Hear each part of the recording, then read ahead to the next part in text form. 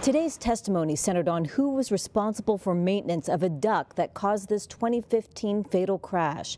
Video shows a Ride the Ducks vehicle veering into oncoming traffic, slamming into a tour bus when the front axle failed. Director of Operations, Ryan Johnson. I need to understand what was required for the maintenance of those ducks. Having no background in mechanics, Johnson said he was not aware that more than 80% of the service bulletins were not completed at the time of the accident.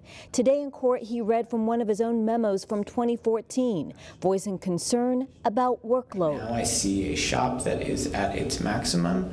The shop is moving beyond workload capacity and things are going unfinished or being bypassed, despite every effort from Joe to squeeze more and more from his guys.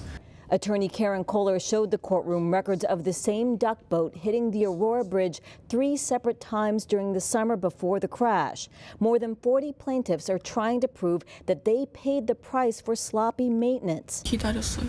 버스 옆에서.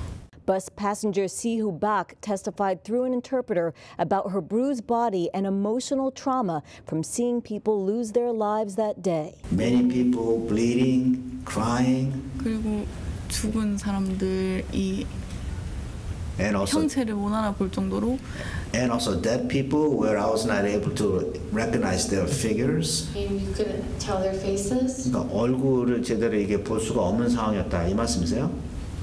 네, 그리고 보고 싶지 않았어요. Correct, and I didn't want to see that. At the King County Courthouse, Alyssa Hahn, King 5 News.